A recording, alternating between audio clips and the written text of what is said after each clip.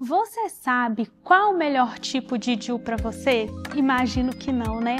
Mas fica aqui comigo nesse vídeo que eu vou te explicar quais as diferenças, os benefícios e as coisas não tão boas que cada um dele pode te oferecer. Eu sou a doutora Camila Fonseca, ginecologista e especialista em uroginecologia e cirurgia vaginal.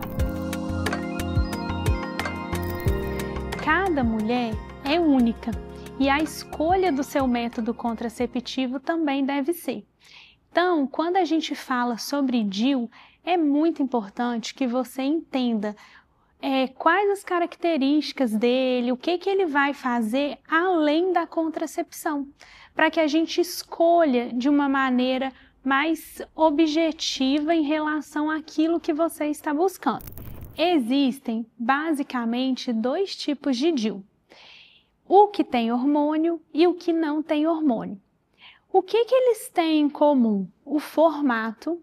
Eles têm esse formato de T e ficam localizados dentro do útero. A colocação ela é feita da mesma maneira dos dois tipos, no consultório, sem necessidade de anestesia.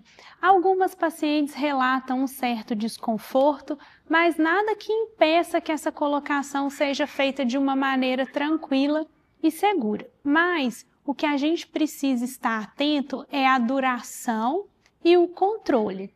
A duração de cada tipo é variável e você precisa ficar atento a essa orientação que seu médico vai te dar no dia da colocação. E após a inserção, sempre tem que realizar um exame de imagem, que é um ultrassom, para conferir essa posição e a partir daí a gente poder confiar nele como método contraceptivo. O DIU hormonal, que também é chamado de Mirena ou Cailina, ele libera um hormônio chamado levonorgestrel, que é uma progestina, que tem uma ação que causa uma atrofia endometrial e uma alteração do nosso muco. E isso vai dificultar a ascensão do espermatozoide, não permitindo assim uma gestação. Na minoria das pacientes, pode ser que ocorra a anovulação, mas a maioria das pacientes que usam o DIU hormonal vão ovular normalmente. E a gente precisa levar em consideração que o uso desse DIU tem também como vantagem uma redução importante do fluxo menstrual e das cólicas. Então, isso é um ponto positivo para as pacientes que buscam, além de evitar a gravidez, o tratamento, ou a redução desse fluxo e dessa cólica. Geralmente, a duração deles é de 5 anos. Nesse intervalo, você precisa programar a troca. E a diferença entre o Mirena e o Cailina é somente a dose. O hormônio que eles liberam é o mesmo. E o DIU não hormonal, que é o de cobre ou o cobre com prata, ele não tem hormônio, ele só tem a liberação desse cobre.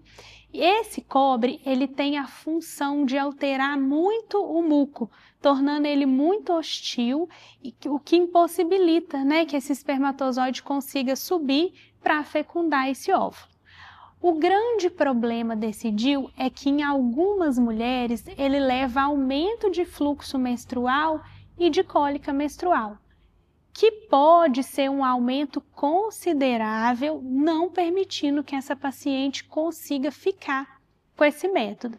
Então, isso é um ponto que a gente deve considerar antes da inserção do DIU não hormonal.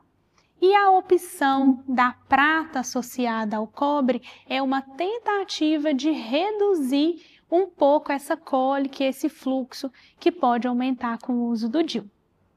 Então, é muito importante a gente estar atento a essas informações, entender, o que essa paciente tem de ciclo, de objetivos com aquele método além da contracepção, para que a gente tente fazer a escolha mais assertiva e individualizada para cada mulher.